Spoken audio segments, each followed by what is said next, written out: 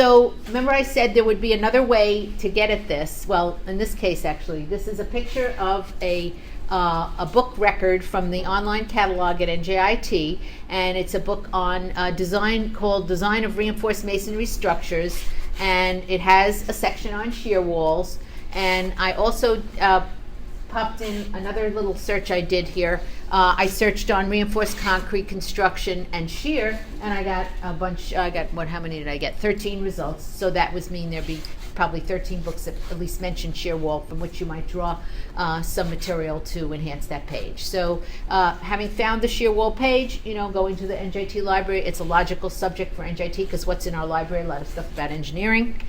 And another way that I did it, though, the reverse way, was working backwards from a source. So I went to we have a new bookshelf in the library. I went to the bookshelf, I picked up a book that looked interesting, and it was called The Algal Bowl: Over Fertilization of the World's Fresh Waters and Estuaries. We were on the environmental topics.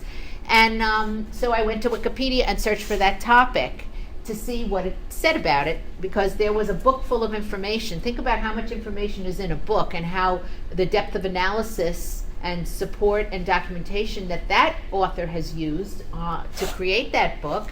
And on a Wikipedia page, that's maybe a couple of screens full of stuff. So when you have a book, usually you can find a place to put the information that you find in a good book into Wikipedia. Now, we want to note that when you get a good book, this would be one that is an academic one in nature for this project, because that book at the end of each chapter would have a list of references that you could then track down and utilize to insert into your thing.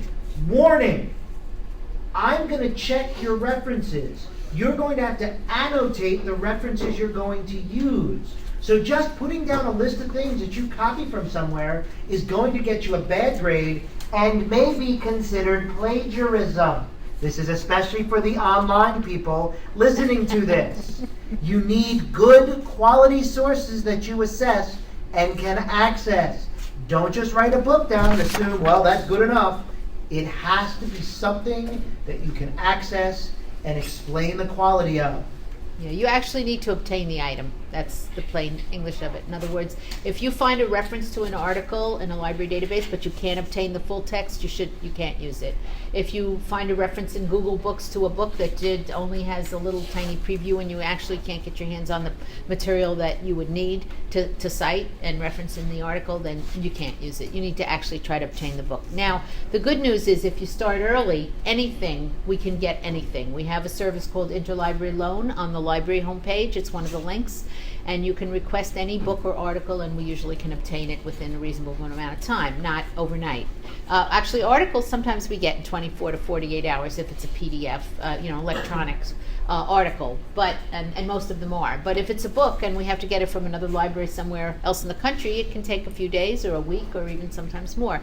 So that's a great service, but it's not a great service if you're starting your paper close to the deadline. It doesn't do you any good. Along those lines, if you use Google Scholar and find something in a book and they show you the preview and that gives you what you need, that's fine. Yeah. But you don't reference the book. Sorry.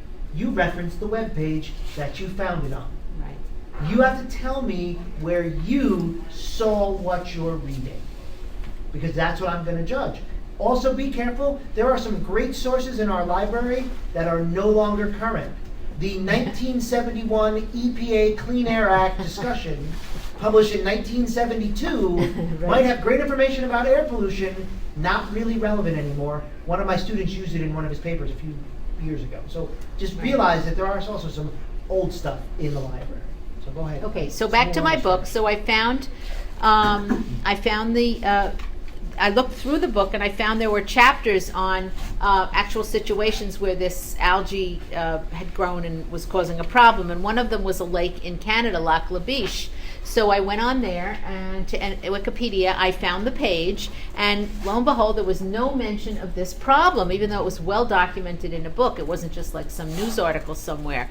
So I thought that would be a good item to add to this page, and it would be a very good enhancement to the discussion of this lake. Also, I noticed that there was no environmental category for the lake, so I would think that that would be something it could be added to. It would give a window into a whole new portal of stuff, because this link has obviously had a big problem and nobody mentioned it on this page. Your professor mentioned Google Scholar. I don't know how many people have seen it, but if you do the More drop down on Google, there are two very good links. One is Scholar, which limits your search on Google to just academic type publications. It does not include articles. It also has letters to the editor and book reviews and all kinds of things. So be a little bit careful. Don't assume that they're all articles. But it also, it can be very helpful. Now, one thing that's misleading is if you do that search on Google and you find an article, let's say in an IEEE journal or something, something to do with engineering, you may be asked to pay to gain access to the article, and it might be something that the library has already subscribed to, so be sure to go back to the library homepage and check through the library portal if NJIT has a subscription, and you shouldn't be having to pay for any of the information. If you need it, you can either go through the portal or request it through interlibrary loan, so you shouldn't have to buy anything on the web. The other link is Google Books.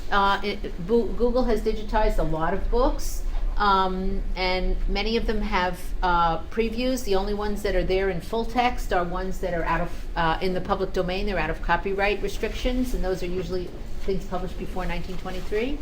So I don't know, the chance of you needing one of those books for this project is probably slim.